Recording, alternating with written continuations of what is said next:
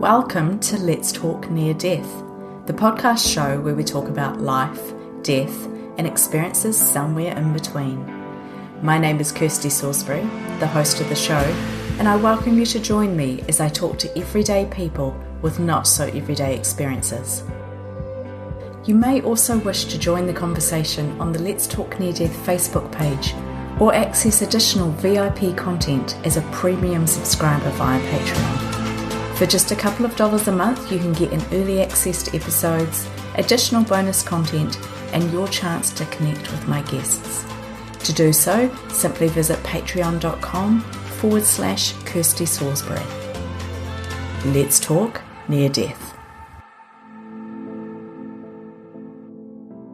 I got wedged into the windshield. I didn't go through it. I got wedged in there.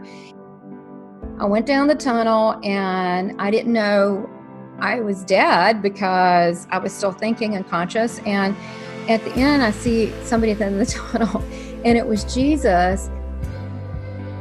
A voice you didn't question said, "This is not your time. You have much to do." And it said that you have to go back. I'll always be with you. Today I'm joined by Tamara Caulder Richardson, also known as the Southern Belle Medium. Tamara is a 6-time near-death experiencer, with experiences taking place right throughout her life. Today, Tamara is sharing about her experiences and also the spiritual gifts that she's received from them.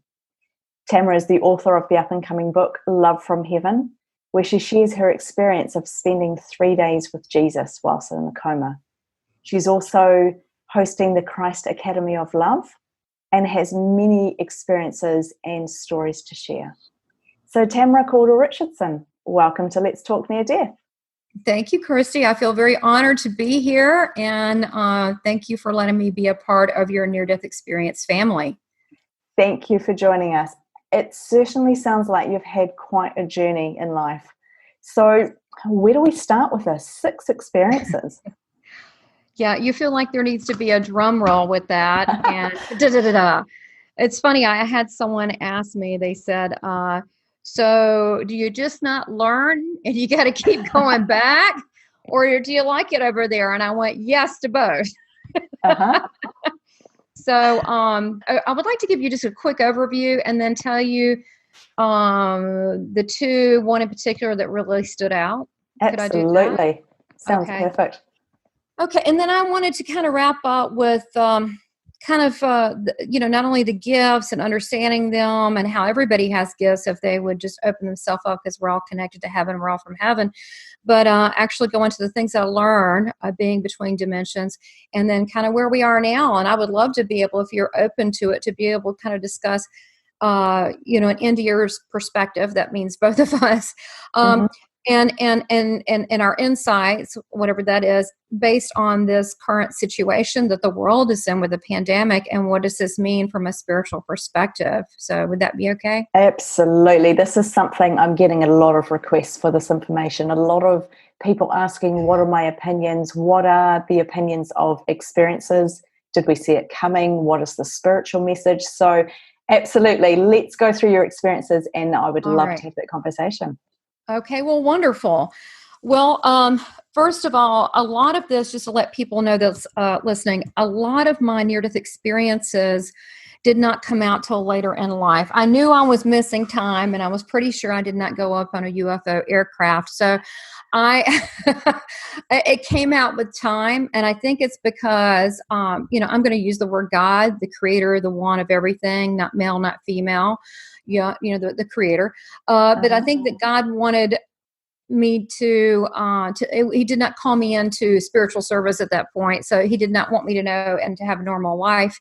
And then when it did start coming out, I literally I got regression on some of it to get the detail, and it's a tremendous amount of detail, and it's still coming out. And that's what I'm putting in my book, Love from Heaven. And I actually kind of take it through my life and how it, I think a lot of the NDEs, at least I know for me, that with the near-death experience, that I feel very strongly that we chose this before we got here. People go, why would you do that? Well, I mean, you get some perks. Okay. You're kind of connected. you're like, look, this is a lot of work. I just need to get connected. So there's some bonuses. I'm not promoting this, guys. Although the director of the International Associate of Near-Death Studies, the Charlotte, North Carolina chapter, and also an afterlife speaker such as yourself. But I always kid around and say, look, if you've not had an NDE, no worries. You still got time. It could still happen. I mean, if you live long enough, usually you're not here and then you're gone. I mean, usually there's some hiccups. So we definitely are of spirit. So I did not realize till recently, my first NDE was a prenatal, and PMH Atwater, of course, is a child NDE specialist. I did not know prenatal was a thing. I was relieved because I had full memory of not making it, being a spirit looking at my mother. My mother was hemorrhaging, bleeding out. And oh my God, this is awful. And she was having complications with the pregnancy. And I saw that and had such love for her. I saw how beautiful and young she was. And I saw this, and I remember the room it was, looking outside. I mean, it's kind of personal. I really don't want to go into it. I felt so bad for her. She was having difficulty during this. And I remember not being attached at all to the body that was forming, but was just there for her in love and presence, and remember feeling very complete, but not being a body at all. And so I almost didn't make it here, but I didn't really seem to be concerned about that, because here's the thing. I believe so strongly that if God wants you here, you're going to be here. You're going to be here. And also, if it's time for you to go, ding, ding, ding, you're out of here. You could just be sitting there and be perfectly healthy. What about the guy that wrote the jogging book, and he was out jogging and dropped dead? I mean, healthy as can be, healthier than us put together. So that was the first one. Now, when I was 3 years old, I was playing hide and seek with my cousins. We were little kids, and I was 3, and they were about 4 or 5 around my age, and we were in this antebellum old Southern house, right? But it was beautiful. It was beautiful inside. I don't know what this was doing there, but I was excited. That was counting, and I was so excited, and I was jumping up and down because little kids, they squeal like a pig, and they get excited. So I'm jumping, and there's a dresser with a nail underneath, which I don't know why, because it was a nice place. It was decorated really nice. I don't know why it was doing there, but there was a nail. So the nail head went through, pierced the top of my skull all the way through it, which who would know that was there? But see, I was a little person, so it was underneath, and I fell back, and I thought, touched my head. I thought it was water. It wasn't water. Of course, it happened so fast. I didn't know what it was, and the pain was so quick that I didn't. I really rammed it up there. I guess I was very excited. So when I laid back, I immediately felt woozy, sick, passed out, and then I saw everything from above my body, and I saw, and there was a staircase like Gone with the Wind. That's what it looked like, right? And it had these spirit beings on the staircase. Well, I'm 3. How many people do I really know? It was a lot of people. I mean, like 100 people, and they kept popping in. And then I looked over at my body. Now I'm over my body, and I'm seeing an angel. It was like 8-9 feet. Beautiful gold, bright light, could barely look at it. And it had some red in there too. So I used to hear the name Uriel, and I didn't really know what that meant. Now I know it's an archangel. I feel like that's one of my angels. And so I have many around me, but that one in particular, which I looked it up, means the fire of God. Hence the red hair. Figured I'd match my angel. But anyway, their hands, even though they weren't like human, it was more brightness, but they were over my head. I now feel I was being healed, and I heard a voice and a knowingness. It was, it was like thunder. It came through my beingness, and I heard it, felt it, everything at once. And it was, powerful. A voice you didn't question. It said, "This is not your time. You have much to do."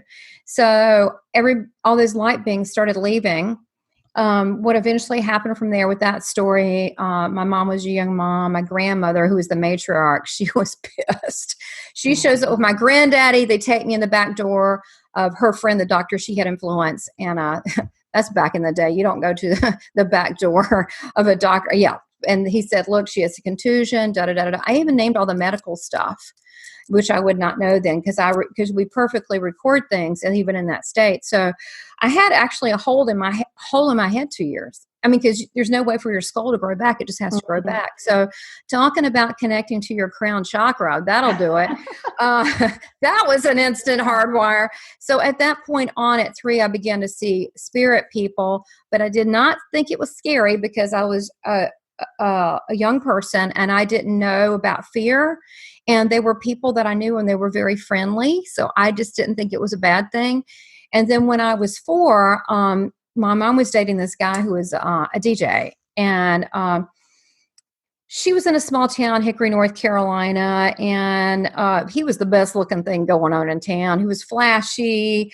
He, back then it was the 70s. He had on the tall platform shoes. I mean, he had the cool jacket. Yeah, I mean, it's like it's kind of like between Ron Burgundy or, an episode of Boogie Nights. I mean, but he was the dude. She was just taken with him. So she wanted to latch on to him and marry him. And so she wanted me to meet him. And at the time it was very cold and icy and it had been snowing. And we were living with my grandmother because she left. The first guy was like a 2-week, my real dad's shotgun marriage. So that did not say shotgun. It really wasn't a shotgun, but basically you're going to marry him. And then it only lasted 2 weeks because it was an abusive situation. So grandmother said, if you come home, you stay home. So my grandparents had money. They had a big house. And so they looked after us. So we go out with him. And he worked at a radio station and we went over there to get some paperwork and I got to get all the free LPs and stuff. He said, go through here, you get what you want. Mm-hmm. And I love the monkeys. Of course, I got the monkeys and I got, that's going back. And then I had the Lord's Prayer that a nun sang back then. It actually kept me through life. When I would play that song, it kept me comforted because what ended up happening, she ended up did marrying him and he abused me for years sexually. And also mentally. And so, a lot of my NDEs are tied into, I don't want to be here. Can you just take me? And so it's not, people don't understand, it's not always that clear cut. A lot of times there's things followed in your life with that when you start looking beforehand or what have you, or even maybe something you ask from God, and God is listening. So anyhow, we got in the car, they were in an argument. She wanted to marry, he wasn't ready yet. He said there was finances that needed to be in place, and he put on the brakes, and we spun on ice, we hit a tree, wedged into it. I got wedged into the windshield. I didn't go through it. I got wedged in there. And the impact was so strong that I became very cold and afraid. And then I went down the tunnel. Now, only 20% people go down the tunnel, but I went down the tunnel. I went down the tunnel and I didn't know I was dead because I was still thinking and conscious. And at the end, I see somebody at the end of the tunnel and it was Jesus, but his hair was blowing black. Like it looked like he was in a rock video. And, cool. And then he was cool looking, but he had the marks in his hands. He did. Now, I was not raised from a religious family. My mom never took me to church. The guy she married was a total atheist. Up until the point he died, he was an atheist. And my grandmother did tell me about Jesus. She was very spiritual and kind of thought she had gifts like me and could just come up with amazing prayers. I mean, they were beautiful, like poetic, like she had a special way. So she was connected. So she told me, so I kind of knew who that was. And there were people behind him I knew to be my family, but I didn't know who they were, but yet I knew they were. And I was told to go back. And at this point I'm like, well, I don't know. I think I want to stay here. And then, and he said, it said that you have to go back. I'll always be with you, but you have to go now. And he was very serious. So I'm back. And as I come back, I'm in my mother's arms in the car and I'm seeing these, good old boys trying to pull the truck. They had like a chain and they had like a Wagoneer Jeep and they're trying to pull it away from the tree because the door's in there. And kind of in and out. And what I'm noticing, I'm in between dimensions. And I look, and to the right, which the windshield on the passenger side, I'm seeing that angel again, very big, Uriel. And it almost looks like a rip in the universe, but I'm seeing between dimensions. And I look to the left, and there was a fire. There was a old firehouse there, and I mean, still in use. But what I saw was a bunch of firemen in spirit, because they had like old timey uniforms on. And then I saw a lot of spirit people, like from different. They're wearing different outfits, different time periods, like the 30s, 40s, 50s, just different time periods. And they're looking at me, but they seem friendly. And then I look in front of me, in front of the car, and it was, of course, icy, snowy, very cold day. My grandmother didn't want us to leave. She was very upset by this, very upset. And in the park, I'm seeing, of course, we know this is not possible, but I'm seeing in between dimensions. What does this mean? I don't know. I'm just reporting what I saw. I don't really fully understand it. It just puts a new angle on what's a past life, because I'm not so sold on that now. Even though myself, I've done 300 hours of past life, I'm not so sure they're past. Where they stack up in the dominoes, I'm not sure. But I'm looking, and I'm seeing a Native American male and female with a baby roasting a fish over a stick. And it's cold, okay? Yeah. And then I'm seeing, and it looks like the 1800s, a woman rolling a baby buggy that has the Gibson girl look with the small waist, Victorian collar, and a guy with the top hat. And then I'm looking in the sky, and I'm seeing a hot air balloon.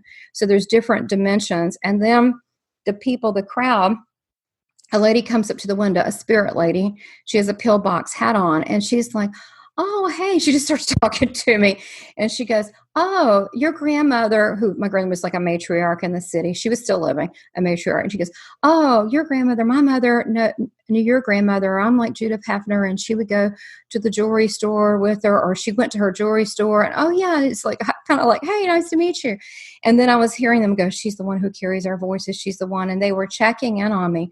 So at that point on, I saw spirit people.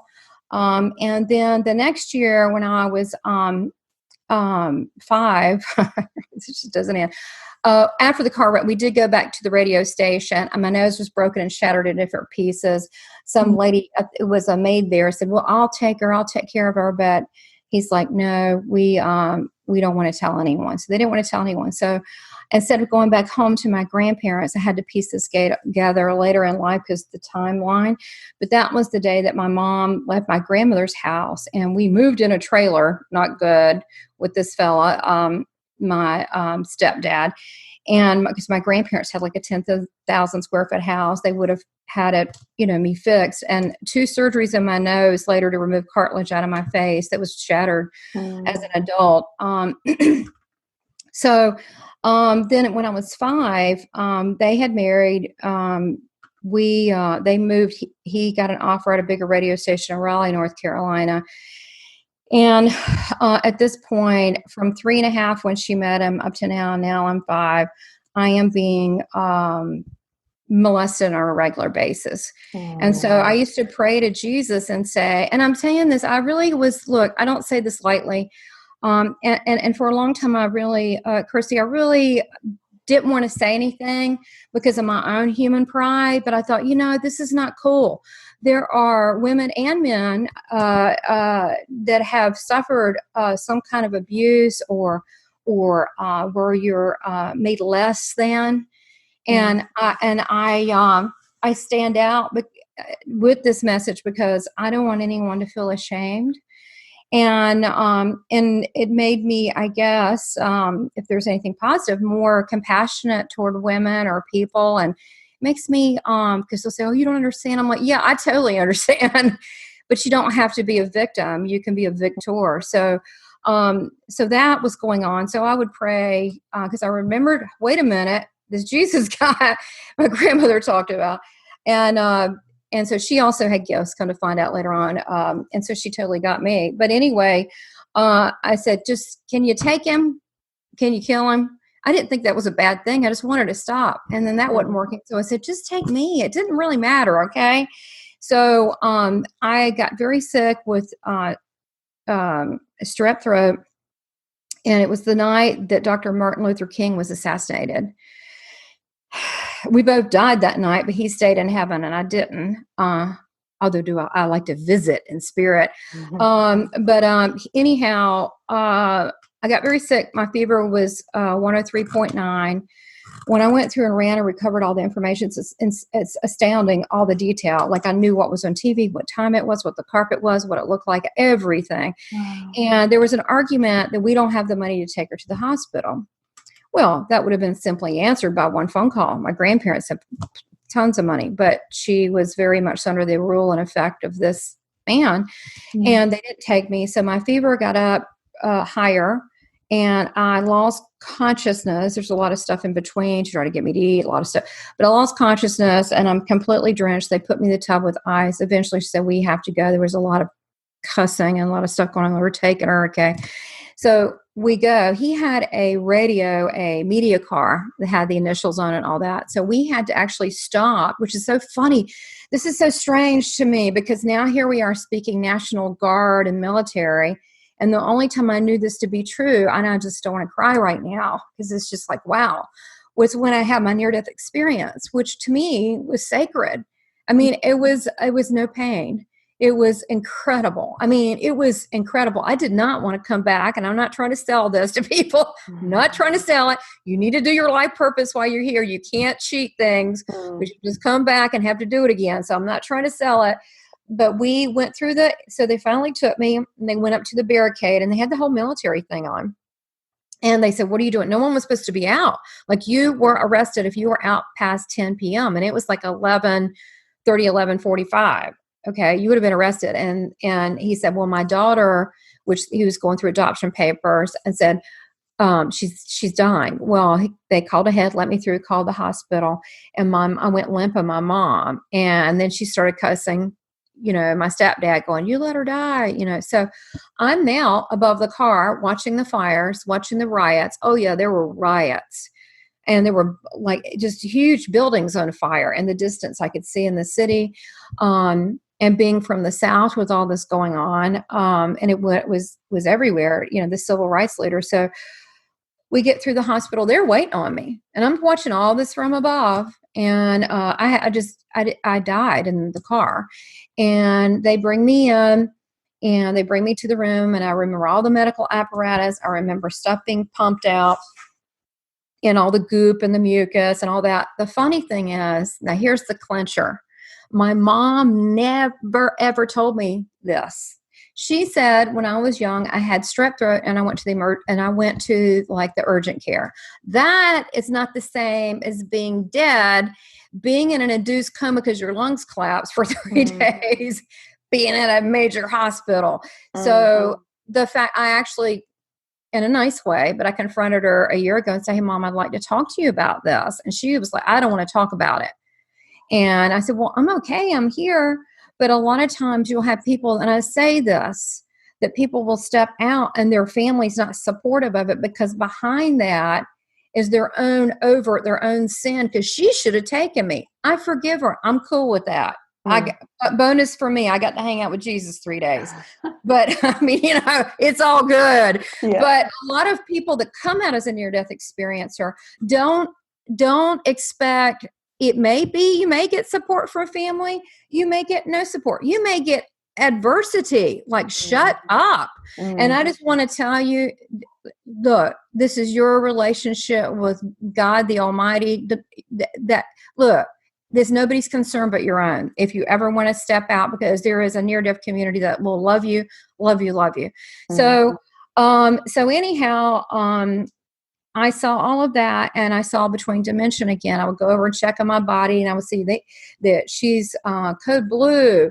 And then the nurses were crying, and there was 2 doctors in there working on me, and they said, oh, I have a little girl her age. And then they would go visit my mom, and I would see them kind of like that movie with the Christmas Carol with Jimmy Stewart, where they're, I could see the doctor over above talking to my mom and my stepdad. She's like, was so pretty, long blonde hair. She had the blue round glasses that were, so stylish then in the 70s, like John Lennon, and a prescription, mind you.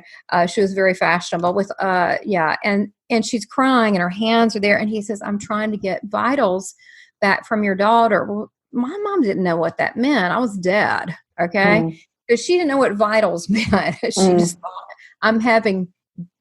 he's having problems stabilizing me. I was gone. And so they kept working. I mean, some people left in the corner were crying, and I was very indifferent about it. I was like, okay, look at that.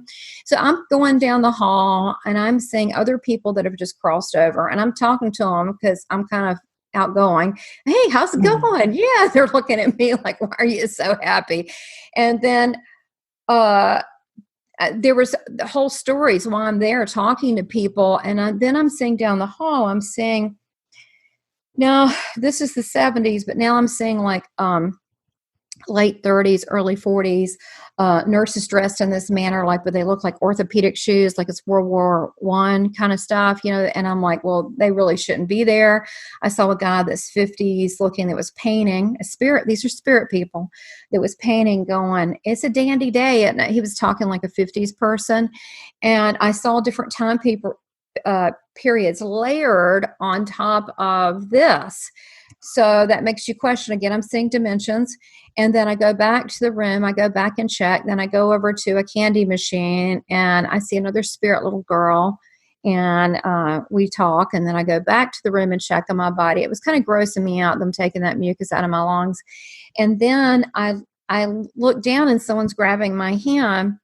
And I said, you're that man I talked to. And he laughed, and it was Jesus, like 100%. And he was laughing, and I'm looking to the left, and I was like immediately there. Now, right before that, there was like a Catholic priest and a nun that said, "Blessed are the children," and they were praying over me, but they were spirit people. So they must have done this in the past. Come to find out, like years later, I found out that it used to be a Catholic hospital. But anyway, I looked to the left, and there are children playing on seesaws. And he said, "You have to go back." He had my hand. He was kneeling beside me, and he was on my right side. And at this point, I'm like, "I want to stay with you." And he goes, "No, you have to go back." I said, "Well, they're here. The kids playing. Why can't I be here?" And he said, "You can't." So we argued back and forth. He said, "Okay, I tell you what, you can stay here with me and ask me anything that you want. And so, but then you'll have to go back." And I said, "Okay." So we walked around in this place that looked like paradise, and the grass and the flowers, even the petals of the flowers and the clouds and everything followed him as he walked. And I'm thinking to myself, does he know that? That's kind of unusual. And he began to say, we sat in front of a big rock in front of a tree. And the tree was really pretty and huge. It was magnificent. It looked like dogwoods or like Japanese cherry blossoms with little red grapes. And he said, we don't eat from this tree. And I'm thinking, I wasn't thinking that. But he said, "This is a wise tree." And I'm like, okay. And so he said, "Well, you can ask me anything that you would like." And he began to tell me how we manifest through our thoughts. And he said that you should be mindful of what you choose to use with your words and what you think, because you're actually pulling it toward you, creating it as you do that. And that we do that in heaven, but it's instant, because they do stuff in heaven. They actually bicycle. They do stuff. So everybody looks great there. There's no aging. There's no rotting. Eternity. There's no decay. And he said, "But we do it on earth too, but it just takes longer." And I said, "Well, can I try it out?" And he goes, "Okay." So I imagine us being in a little boat, and a little fish, 3 little fish came up. He picked one up and said, "Hey, talk to it, put it down." He said, "That's how we fish here." Anyway, I had to go back. And kind of find out later, I was put 3 days in induced coma. So he told me a lot of things. I get messages from him still. And to quickly wrap up, when I was, he told me a lot of things. And he told me the things that you would expect Jesus would say. He really is the love guru. He said, "Be love, receive love, and give love. For in the end, that's all we are." Wow. And that's hard to do, really, because he means even like with mean, jerky people are people that are not very nice, and it's difficult. So when I was 10, another time I was on a family vacation, still being molested, and I got hung up under some teenage boys. I was 10. They were playing volleyball, got hung up underneath it, and I literally thought, "You're kidding, not again."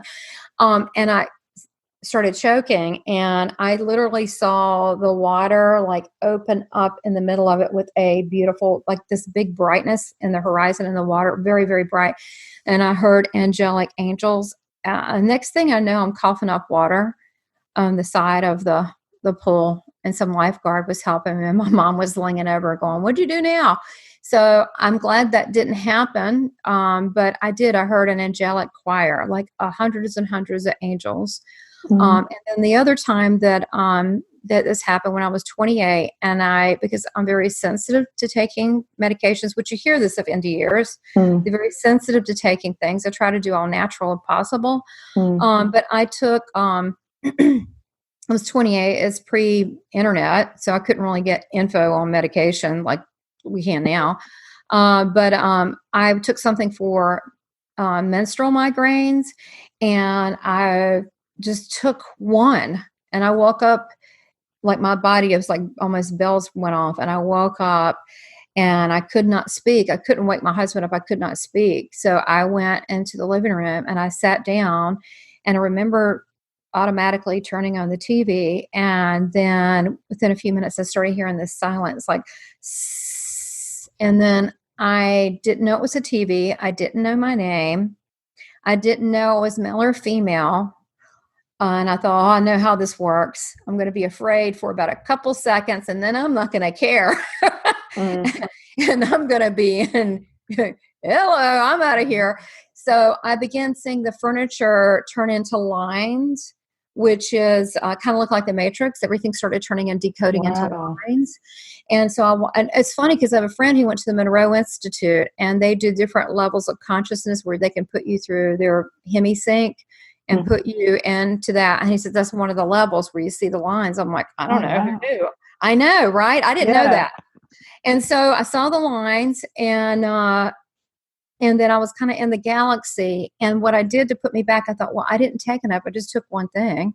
So I took my index finger, and I just kept hitting the side of my leg till I put myself back in my body. And, and with the abuse and so forth, I can out of body and go out pretty quickly. And I've learned to do that at will, not because anything's bad now, just because I like it now.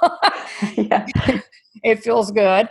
And I didn't for many years. I saw spirit people, talk to them, had full communication. I did not reveal this till many years later. And I went on, to get married, try to be normal. And my husband's an angel. He's a saint. Actually, Jesus told me in heaven, he said, I said, I can't do this. I can't go back to this life. I can't do it. And he's like, well, I'm going to bring you someone, which I had no reality at 5 years old, but I feel sure it was him because he literally is so kind and patient and supportive of everything. And we've been together like 37 years. He's an angel. So that's God stuff right there. Because so you know how hard relationships can be, right? And that's a God thing, because he even helps edit. I'm doing these Jesus Speaks. He told me March 17th, he told me in February to put up a little simple site. And he said, I want to call it the Academy of Love. So that was taken. So I called it Christ Academy of Love. And I'm like, why? He said, just put it up there. I'm going to give you messages. I'm like, okay. And I made it super simple. My husband said, why are you doing this? Because I was in the middle was updating my own site, Southern Belle Medium. And I've been working on that on a year and a half. It's really beautiful. And I said, I don't know. He told me to do it. And then March 17th, he said, I want you to start channeling, and I want to give messages to people. And I said no twice. I said, I don't feel comfortable. I'm such a pain in the ass. Why he wants to deal with me, I don't know. And I said, right, other people are so perfect, and they're like, why did he do that with me? I don't know. Maybe because when I finally do something, I'm driven, and I don't let people affect me. But I finally said, he's asked me a couple times, and he said, I really am insisting. So by the third day, I was like, okay. I do not feel comfortable doing that, but he really wants to talk to people, which, things are pretty rough. If Jesus is like, hello, want to talk to people directly and give them a message. And on top of that, he wants to tell people, open your ears. I want to talk to all of you. So he wants to give a mass message to everybody. and he wants to bring peace upon them. So, it's not always popular to talk about these spiritual things. It's so much easier to be the status quo. So I keep being in moments of uncomfortableness, and this is another one. And I've had haters, or you're gonna get that, and I don't worry about that, because the message is about love and remembering who we are and that we're from heaven. So some of the things that I learned is as I got older, I owned an ad agency. I got a degree in that. I had that 27 years. And when during one of the recessions, I just lost it. I did everything to bring it back. This was my identity, a really good designer, creative director, branding expert. And I couldn't understand that. Could not bring it back. Did everything. Even try to find a job. Could not bring it back. So I went into prayer for about 14 years, and God showed up, and then Jesus immediately showed up. God is like it's a permeating all-knowingness. But then he showed up to talk to me, to explain things. And he said, it's time. I said, time for what? He said, you need to show people your gifts. And this is not for me. This is everybody. Okay. Everybody's got gifts. Everybody. Absolutely. Everybody. Okay. This is not about me. Okay. So everybody listening that's going, oh, I've been keeping it secret. It's time to come out of the closet with your gifts. So we can help each other. So I said, well, I didn't want to be seen as a charlatan. And he said, well, then you won't. And I really haven't. And then he said, it's not about you. It's about helping other people. Of course, he would say that. So I did, and it's been fine, but I've studied with a lot of, I got a lot of message from my angels and him on this communication, and also the spiritual realm and what things are like, a lot of information. But, and I also have discernment. I've seen dark things, and I've seen angels. I prefer to see angels. But there is various dimensions and realms. And as I tell people, I connect with 111 God. That's where I like to live. But there are. And what I have learned, as far as we all have gifts, and it's up to us free will if we're going to use them. I will tell you what I saw. It was real. And even though I've trained with a lot of famous people around the world, and you say a medium, a lot of people say that's an ugly word. How can that be if you're a medium between worlds? Actually, that's our natural state, to be spiritual beings. But what I learned, the lessons on the astral plane, is that life is constructed and is agreed upon structure that we bring together through thought with our energy forms. That our thoughts are manifested into reality, and dependent upon one's intention and ability, these thoughts can manifest quickly or not. We humans, we are spiritual beings, and we are limitless beyond time and space and structure. Now, some people ask me this a lot. What about ghosts? What about ghosts? Well, okay. My take on that. They used to be people. They were people too. And probably when they were living, they had a lot of emotional issues. So when they crossed, they still had emotional issues. I don't feel like that's my calling. However, I have helped people cross over. They just get a little confused. They were confused in life. And that's all. But I like more of the higher level spiritual people, and in that more higher plane, in the angelic plane. I feel there's no time, because there's so much time that's overlapped. And again, what is past life? When I saw different time periods happening, I can't answer that. I don't know. I think there is, if that would, who knows, it could be backward and forwards, could be, I don't know if it's so linear. I'm very, I can't see based on what I saw, that even though as I sit here now, it sure seems linear, but that's not what I saw. We don't know, do we? I love this conversation. I love that you bring this up, because I often find myself thinking, how do we know? How do we know that we're not experiencing different things, and that this is the current time, that this is the current moment, that, the whole parallel thing, there's so many questions. I do have a question for you. As you saw it open up with the different times going on at the same time, have you had that before? Have you had that again? It's funny you asked that. It was funny. I had someone ask and say, well, if you saw that, why can't you slip between different moments in time? And the reality is, we probably can.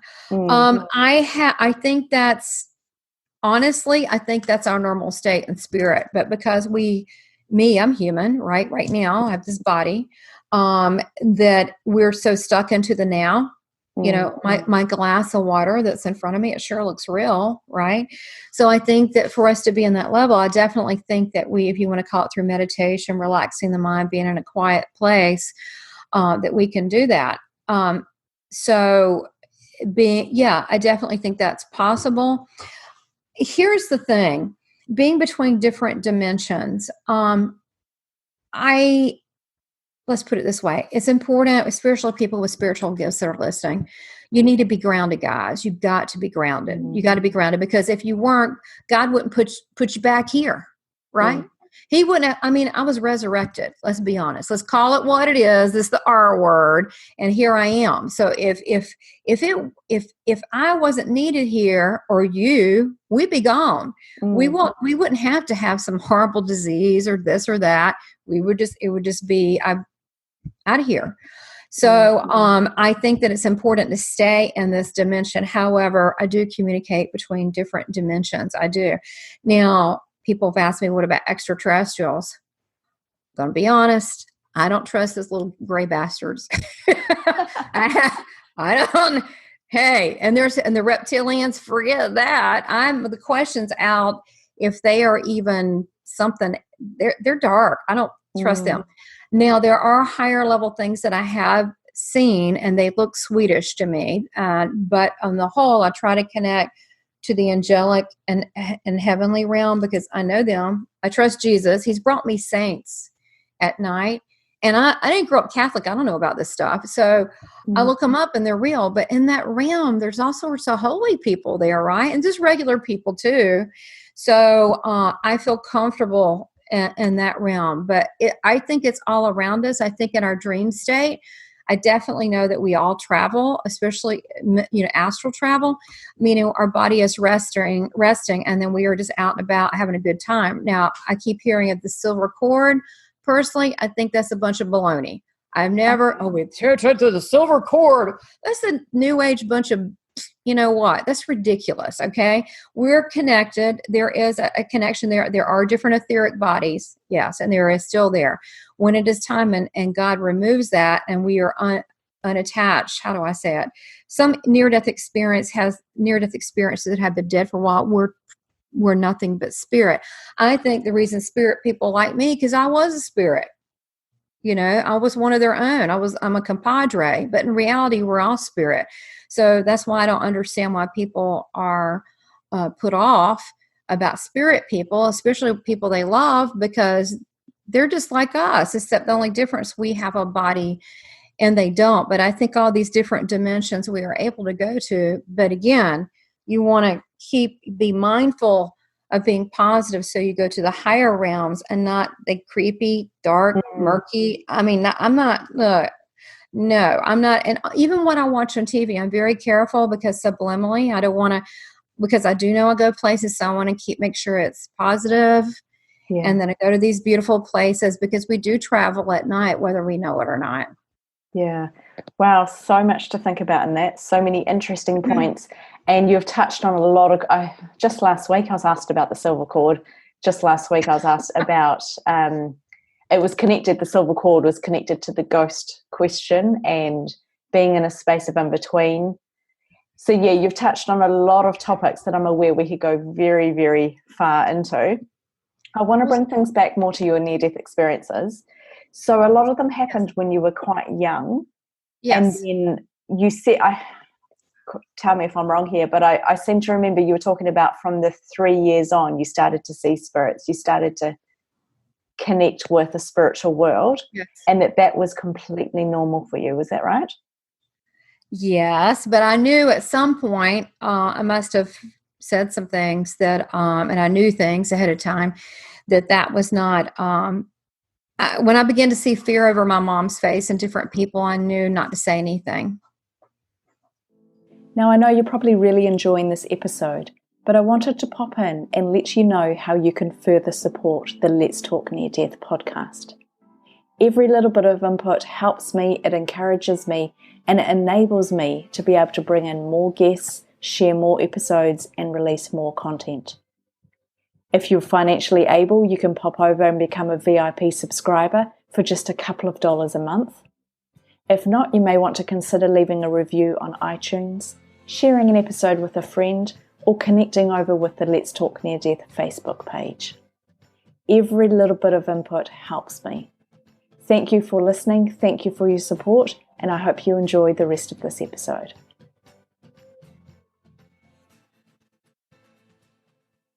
I knew that was not popular. I didn't know that it was wrong to talk about till I got the reaction from people. And then I realized that was not normal. Okay, so as you started to talk about it, you realized that that's not what other people saw, that there was something different going on for you. Yes, and I thought I tried very hard most of my life to put that in the background. And anytime that I would try to get close to God, I would have, it was like a spiritual battleground. When I was a child, anytime that I tried to get close to God or especially would pray, sometimes I would have dark things come in. And now I totally understand why, because they knew that I'm having this message that God loves everybody. Heaven's real. Well, you think the dark side would like anyone to say that? I don't think so. So I didn't know who I was. I didn't understand that.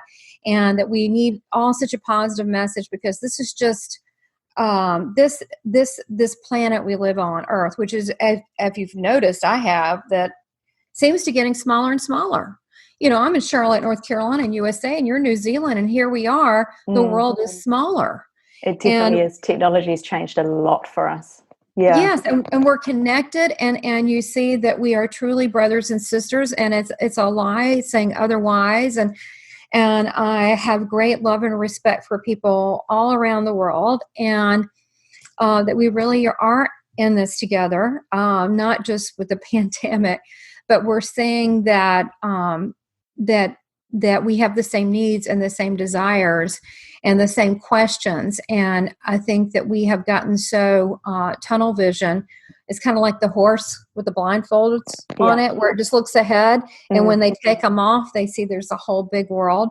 So, it's back to that. I think the message of an NDE, or especially my message, is that that all our lives count, that we're all here by not mistake, but we're here for a reason. And someone may go, well, what about the bum on the street that's laying there peeing on himself? What's his purpose? Well, first of all, when you look at that, you go, wow, life can get worse than mine. Yeah, exactly. That sucks. Yeah. So that could be his purpose. Like, wow, pick yourself up by your bootstraps. Things can get bad. So, we are eternal spiritual beings. So even him, we don't, you know what I mean? We don't know. I'm not saying not to, I don't like the word judge. I feel like that if there's judgment going on, and about a soul's progression, it's definitely on the angelic heaven realm and not mine. But I do think that we should have discernment, like, okay, that's negative. Okay, that person appears to be more bad than good. I need to keep my space positive. We definitely use discernment, to keep our vibrations high and our mental state high. But other than that, I think that I definitely believe that the near-death experiencers that are here, and they're all different. Some are good stories, some are bad stories. There is wisdom in all of it. That I feel like that they are the spiritual leaders of today and tomorrow, because they're bringing back their nuggets of wisdom. And together, if we, from all around the world, if we can splice that together, it builds a story. Do you think that's why these experiences are happening? I do. I really do. You must have wondered why 6 experiences? You joke about, maybe I was a bit slow. I can't remember how you said it at the beginning. You were joking about you needed the drum roll, things like that. But you must have asked, why 6? Why me? Are there any more? And what is it that I'm missing? I don't think that I'm missing. I just don't think I like it here that much sometimes, to be honest. Yeah. I mean, so we're that's in like an escape place. Heaven is paradise. Yeah. It is pure paradise. I mean, there's all your needs are taken care for. There's nothing but love. It's beautiful. And then you come here and you have pedophiles, you have murder, you have people that are selfish, that they don't even, they buy 20 freaking cases of toilet paper, which I still don't have toilet paper. Hello. Right. No. And I'm like, and so these are the things that I don't like. Why do I feel like I'm back? Because I feel like that I'm supposed to let it's a wake up call to let people know, wake up, be kind to your neighbor, be kind to your fellow man. You are in the image of God. You're supposed to be love. What happened? Yeah, I'm at fault too. I'm not perfect. I mean, look, we all get kind of neurotic and focused on certain things. Like I have an obsession with cowboy boots. I mean, how many cowboy boots do you need after you get like 300? Come on, give me a break. It's nutty. I should have bought toilet paper that whole time. But the thing is, we all have our, we rescue dogs. Now we got a house full of dogs. We all get a little nutty. Maybe that's not evil, but it's I think that it's about focusing, going back on what Jesus keeps telling me now is focusing on our first love and our first works. And the Bible says first, not that I'm a Bible person, I don't know that much about it. It's just what he gave me, some scripture the other day. I'm like, interesting, because I don't really know that. But the first works is our love for God and that respect and love that for our Creator. But people they think that everything they get is based on them and who they are, and they don't see the connection that they're a spiritual being, and we've lost our way. So they've forgotten their first love, which is, and why they're here. They forgot. We're not here just to buy stuff. We're here to interact with one another. Is that your biggest message, that it's about that first love, the first works, connecting with God, connecting spiritually? I would say that it would be that. And one of the things that when I do, like my stage thing, very jokingly, the Southern Belle Medium, Jesus told me in heaven, he said that people have forgotten to laugh. So I do it was funny, and I come out there, but I talk about heaven's real and my near-death experience, and I give evidence of that. People have forgotten who they are and where they're from. And if they realize that we're sacred, we are a creation from heaven, that life and the breath we're given is so important. And if they saw their life was important, and they could look at another person and they could look at their eyes and see God in their eyes, and they would see they're important. And there's a reverence and a sacredness that's been taken out. And I have to say, the message, it shook me up, but the message I got with Jesus Speaks on my ChristAcademyofLove.com site, there's free messages, but the last one, it was Jesus Speaks, number 2. He gave a very powerful message to people, and it was a wake-up call. Come to find out, my friend who's Catholic said, "Oh, it sounds just like the Fatima." I said, "What's that?" It was channeled to Jesus. It was almost identical. And he's basically was getting people to wake up and to that we need to turn the tide more for love, and to help our neighbor, and to kind of any kind of, basically saying whatever you've done in the past that's this not in your best interest, this negative, just leave it. Just, like he's just like cool about it. Just leave it alone. Just sin no more. Leave it alone, and look to, follow me, and he talks about, bringing him to his Father, which is God, the Creator. It has no sex, and but I think that there is a balance of soft, and we felt it around the world. And he even talked about Mother Earth. And then when we were, this 22 pages he channeled to me, I can't stop thinking about it. And at the end he gave scripture, which I don't know scripture. I don't. And he gave it to me, and it was exactly his speech, which was nuts. But he talked about how we haven't even taken care of our land and this and that. And so I think that the positive thing about, I think we talked about early before we had the show here with you, that, it is cleaning out the oceans. It is cleaning out things. It is a time that of reflection, but it's also a time for accountability. We need to really get focused on the proper things and be kind to ourselves, kind to others, kind to the animals, kind to our planet, and realize that we're one big world. And he also mentioned that about God plucking out evil. To me, it sounded like he was pissed. just saying. We don't like to, look, we don't like to talk about the negative or the dark, but let's wake up. We know it's there. We don't want to know about it.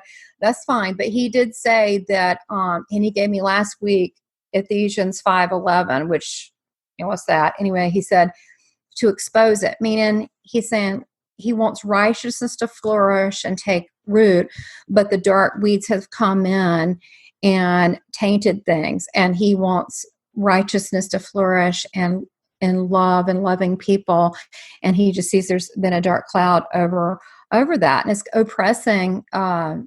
Basically, most people are good, and the few, and it seemed to me, you have to look at it and look, but it seemed like God was pissed. I've never gotten that my whole life.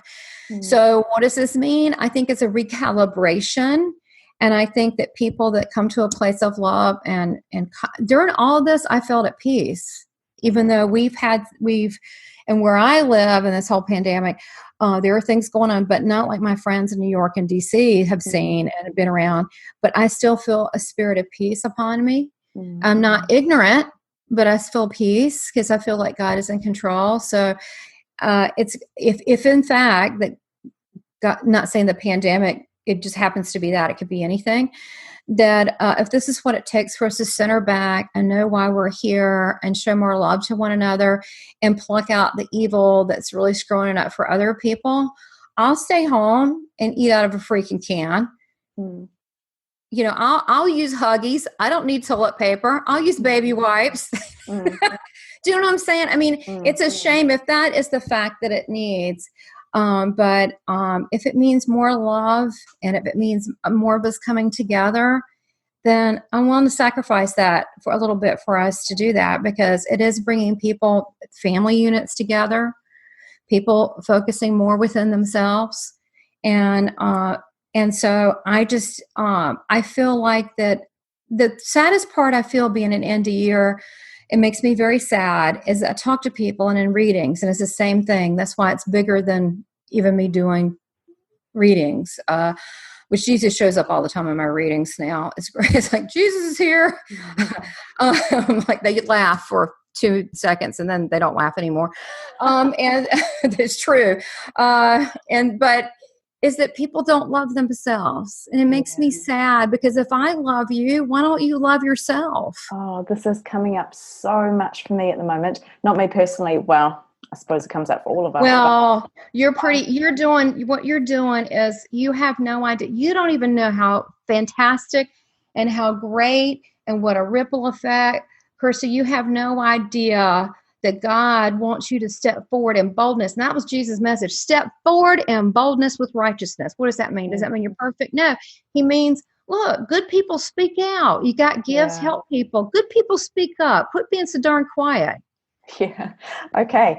It's interesting though, because self-love seems to be something that is really hitting home for so many people right now. And I think it's a global message. It's not just for me. It's not just for you. It's not for the people that have been connecting with me. It's a global message that self-love is important.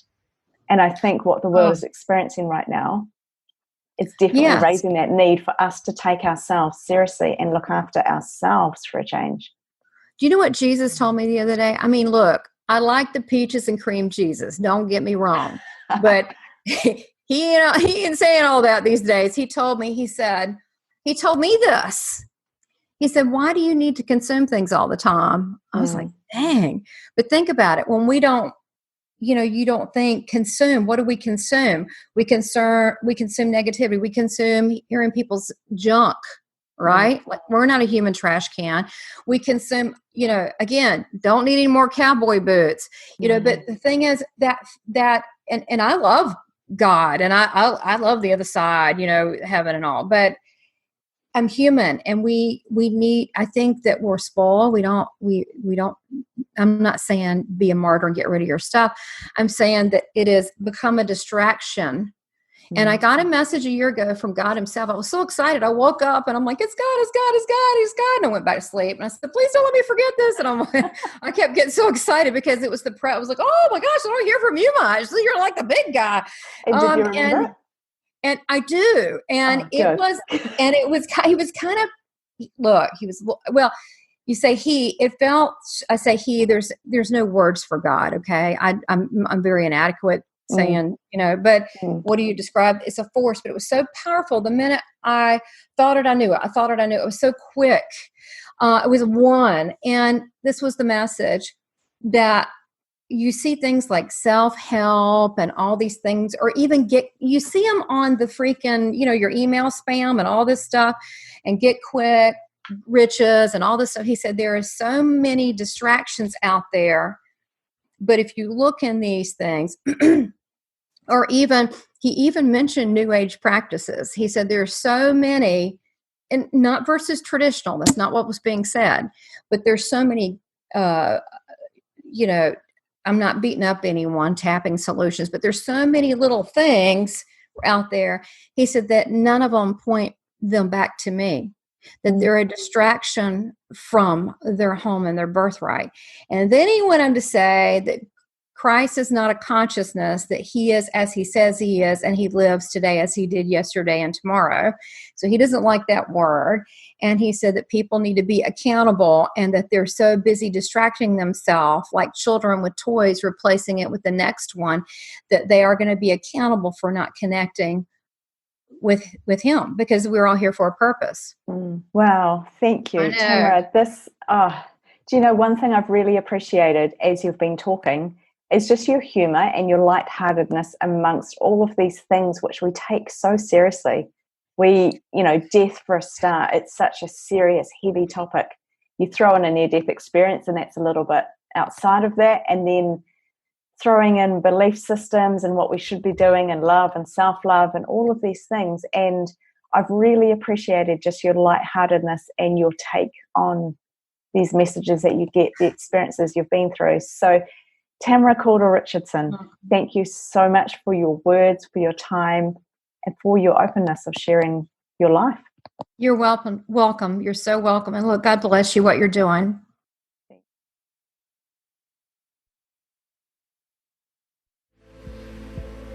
Thanks for joining me on this episode of the Let's Talk Near Death podcast show. If you've enjoyed it, please share it with your friends, tell people about it. I'd love to get these messages out there.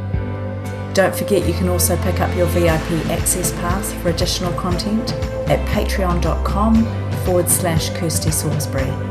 You can connect with us via the Let's Talk Near Death Facebook page, and I look forward to catching you for another episode soon.